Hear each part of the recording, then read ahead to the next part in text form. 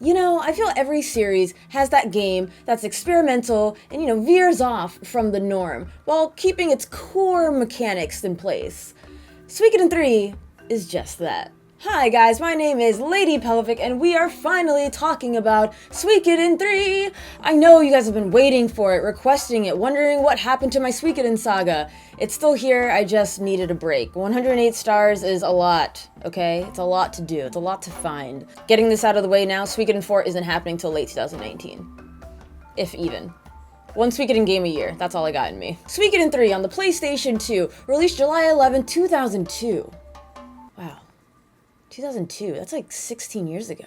If you're new here, I did a review on Suikoden 1 and Suikoden 2. I recommend you check out those videos first before you look at this one, just to get some context of where I'm coming from. But now Suikoden 3, I jumped into it. I didn't transfer my Suikoden 2 data because there was like a code issue, one's on PS1, one's on PS2, and I didn't care. Apparently I just missed out on some dialogue and some stat bonuses, no big deal. To the review. Suikoden 3 takes place 15 years after Suikoden 2, and tells of a three-sided story. Hugo, son of the chief of Koraya, one of the 6 clans of the Grasslands, a peaceful people who worship earth spirits, very natural, essentially Indians. They are to sign a treaty with the Zexans, pretty much a civilized folk if you will. Naturally, things don't go according to plan. The treaty falls through, and the Lizard Clans, one of the 6 clans of the Grasslands, begins attacking the Zexan Knights. At least, that's from one point of view. As Chris, captain of the Zexan Knights, from her point they're going along with the treaty until the Lizard Clan attacks. But another point of view has the Knights attacking the Lizard Clan, which absolutely did not happen in the Zexan Knights playthrough. Ho-ho. Thus comes to play the many different perspectives of different parties. The third group is a band of mercenaries led by Godot, trying to find the Fire Champion, hero of the Grasslands 50 years ago. The pacing is strange, it has its ups and downs, characters' chapters being longer than others. You get characters' true runes way too late and taken away soon after. Not to mention, they are the most generic runes ever. Major disappointment. I understand due to story, but to be honest, the story wasn't much to begin with. Everyone has different chapters 1 through 3, and chapters 4 and 5 are bundled with all 3 characters. After completing a chapter, you're taken to a trinity site to choose your next character you want to continue. It's highly recommended you alternate for the best flow of story. And after certain requirements are met, you get side stories to unlock, which are totally worth to get the full story. There are some moments that just drag walking to and from, the weight of certain events don't quite hit home. Many nameless deaths that were replaced with more NPC lookalikes, or unsatisfying reveals that kind of leave you scratching your head. While the 3 new protagonists weren't silent, they had a breath of life built into them, but I didn't have strong emotional ties. I understood where each was coming from, but the build of their connection to crucial characters didn't land. It's like, oh, your dad's a corrupt man who sent you away. Oh, okay. And that's the last of that. Character deaths were glossed over, save for a few seconds of grieving. I felt the story to be very bumbling overall. Not entirely crappy, but it definitely missed the mark more than a few times. What Suikoden 3 did right, however, was expand the world lore. I appreciated that more than the characters, really. The characters didn't do much for me. Again, I got where they were coming from, but nothing carried weight to them. In fact, I had more of a connection to characters who were callback recruitments than the main characters themselves. When I saw Futch and Bright, I lost my goddamn mind. Out of the 3 main characters, I found myself drifting toward Chris. Her honorable personality, struggling with why she fights against or alongside certain peoples, the pressure of being a knight of the people she wants to be, opposed to the captain of the Zexan Knights the council wants her to be. Even the main antagonist did absolutely nothing for me, save for the end if you got all 108 stars. I was like, aww. And that's it. They had a really cool starting point with the villain, being this character. But because the villain's true scheme was kind of out of the blue, he worked in the shadows, he was there and then he's gone, he didn't really leave you with much of an impression, just why are you antagonizing me? You don't even find out how he joined up with certain characters, some of them just band together. I was hoping for a little more history. You didn't even get a lot of his motivation off the bat. If you get all 108 stars, you get a little bit more insight, but even still, they didn't really build on it. I think things that were in the secret ending should have been in the main story, because if you don't get the secret ending, you'll feel this villain is even more underwhelming than he already is. Charging into the gameplay, this is where Suikoden 3 kinda goes off and does its own thing. They took some risks, some for better, some for worse. Like, walk with me for a moment as we talk about the combat. There are 3 different types of battles. First, let's talk about your standard fighting. Works very similar to the previous entries with a few interesting twists. You have a party of 6, the basic options: attack, defend, use a rune, aka magic, item, so on. You select your options, watch your choices come to life. But this time, characters work in pairs. If you select who to attack, both characters attack the enemy. If you have a magic caster and a fighter paired, and opt to cast a spell, the fighter will auto-attack a random enemy. You also couldn't have people in the same pair use a rune at the same time, thus you never wanted 2 magic users in a pair. I hated it at first, but you grow used to it and it's not as bad as I initially thought. Depending on how you structure your party, you can do unite attacks with characters who are familiar with each other, using up their turns to unleash a super move. Also, pairing certain characters with different creatures allows you to mount them and combine their stats. Super useful. What is awful is friendly fire is most definitely on when it comes to runes. Due to story purposes, the fire rune is all about burning friend and foe and will kill your people. It's borderline flashy suicide. You can see where the fire will hit, and because you cannot control where your characters run to, you just hope they don't get in the way by the time you're finished casting. Also, casting takes time now, which annoyed me at first until I was introduced to the best upgrade in this entire game: skills. Not only can you customize characters by equipping them with multiple runes, but now they have skills that they can learn from different teachers. Fighting skills allow you to attack more than once in a single turn, defend more often, parry and repel attacks. Magic skills allow you to cast certain magics faster and with more power. This was awesome and absolutely balances the game's brutal difficulty. At the start of Suikoden 3, prepare to die a lot. Not only because you're learning the combat, but because enemies hit hard.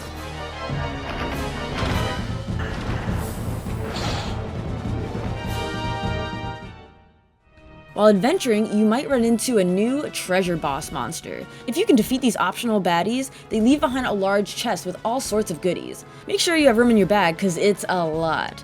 At the start, these guys are a pain, but after chapter 3s, these guys turn into a bit of a joke. The treasure's still solid though.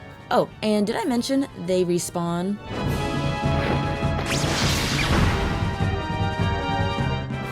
Secondly, army battles, which honestly work like regular battles but with different objectives, like stall or help this unit escape. You select where you want to go on the map, and if you move on an enemy space, you start a battle. You can attack, defend, or run. If you attack, this game will automatically move all characters for you. Defend is just that, and run means you flee moving back a space. Certain spaces have different field effects, like take less damage or heal you. Victory was assigned to whoever defeated a unit's leader, which was cool, but frustrating watching characters who are right next to the leader attack everyone else but the leader. On the flip side, if your unit loses, there's a chance of a character dying. If a character dies, assuming it's not for plot, you cannot get all 108 stars of destiny, and it ruins your chance of getting the additional ending. Always save before army battles. Always. Also, they added a new thing where if you retreat, you are covered, meaning you may not get attacked. If not, the enemy gets a free attack, and likewise on them if they retreat. Even though this is practically all autonomous, I liked it.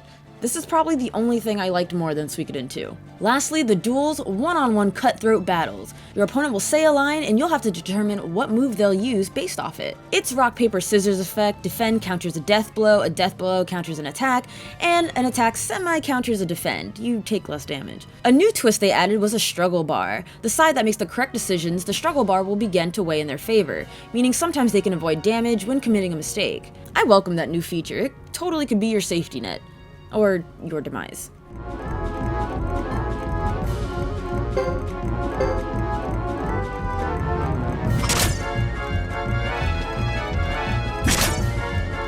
Now let's talk about what Suikoden is all about. What it's known for is finding all 108 stars of destiny, all 108 recruitable characters to join your cause. It's like a giant side quest. Find characters who look unique and recruit them. Some of them are simply walking up and talking to them. Others you have to help them out or duel it out. One thing I really enjoyed is no character is really missable. Even if you can't find them on your own, recruit Kid, the kid detective. You pay him a small fee to scout out the missing stars and he'll give you a hint about their whereabouts and what you must do to get them to join. Not all those who join are fighters. Some open shops to buy runes or get your weapon sharpened. Speaking of, still not a fan of the castle entirely.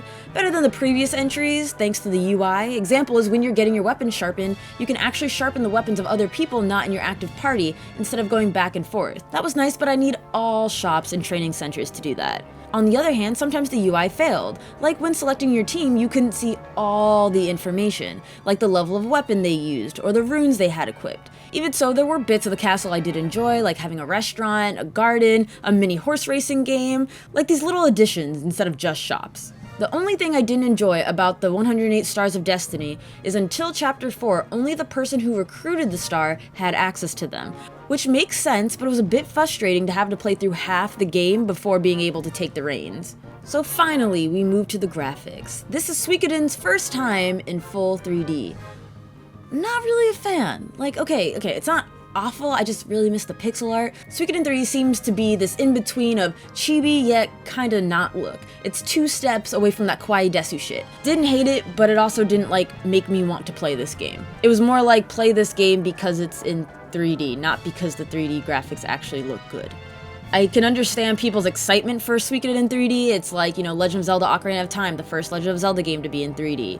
Final Fantasy VII, first, Final Fantasy game to be in 3D. So I get it.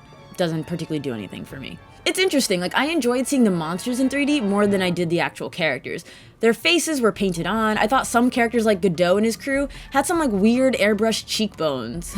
Gonna be honest, I feel like I'm nitpicking this game's graphics because it wasn't sprite work, but I'm just being petty. So, Suikoden 3, there is no overworld but a map where you get a point and click where you want to go, and you'll be traveling through these places a lot. I found the dungeons to be alright. They definitely weren't exploring, but I can't say I was captivated by any of them. Areas were pretty straightforward. Caves look like caves, forests look like forest. I will comment on the fixed camera angles. I almost want to say they did for budgeting purposes. They didn't have to create half of a city if you were only forced to see half of a city. I thought seeing some spells in 3D was kind of cool, but they took forever for the entire animation to play. I felt sometimes I didn't use runes because of friendly fire and because I didn't have the patience to watch the animation for the 40th time. Point is, there were graphics, not crazy about them. What I did kind of enjoy, even though there were so few, I think maybe 3 in total, was the CGI cutscenes. I was like, oh snap, we need more of these. Or be like Tales of and give us more of that beautiful animation like you did in the opening theme song. And this is a great segue into the music. The opening theme song to Suikoden 3 is fire. Got me so hyped to play this game. Honestly, the best track in the entire game. But that did not mean the rest of the OST was garbage. I actually really enjoyed the soundtrack this time around. It still had that folklore kind of tunes, but the grasslands, you felt the tribal vibe. The caves sounded dark and mysterious, the plains sounded so peaceful and calm, the battle themes were awesome. When they played, you were hyped up.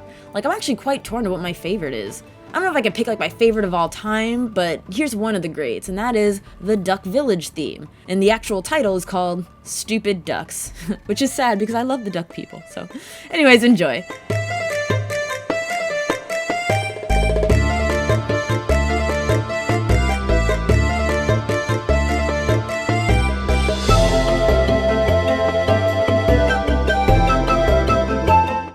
Suikoden 3, you get a 6.5, 7-ish out of 10. Aside from the extra customization of skills, returning stars, and the music, this game didn't do much for me. But just because I didn't enjoy it as much as 1 and 2 doesn't mean it's a bad game, and to be fair, how do you follow up the masterpiece that is Suikoden 2? The 3 different viewpoints and who the villain was a good start, but then they just fumbled. As the story fleshed itself out, I didn't find myself getting connected to any characters. I felt the dialogue was lackluster. Certain big events were just glossed over or just not as big as I thought they would be. Reveals just were subpar. The character development was there, but it wasn't potent. The main antagonist, it was the very first time you meet him. He's an angsty piece of shit, whatever. The only thing Suikoden 3 did was provide me the opportunity to kick a character who I didn't like's ass. Let's just say that. So that felt good. If they would have fleshed out his antagonizing ways more, I think I might have enjoyed it, but they didn't, so. The gameplay wasn't the worst. Once you get over the weird change they did, it honestly isn't bad, but it's not great. They had some kinks. It's a half-assed strategy game, and I think that's what irritated me. You can't move your damn characters. The computer moves them for you, thus making friendly fire very irritating. The runes weren't interesting. The pacing was jarring. This game is okay. It's alright. It did its best. Don't hate it. Don't love it. Don't ever want to play it again. A lot of mixed feelings. I appreciate the experimentation. Different, but different doesn't equal bad. That's my final thoughts. Still plan on playing the rest of the Suikoden series, just this game was definitely a dip.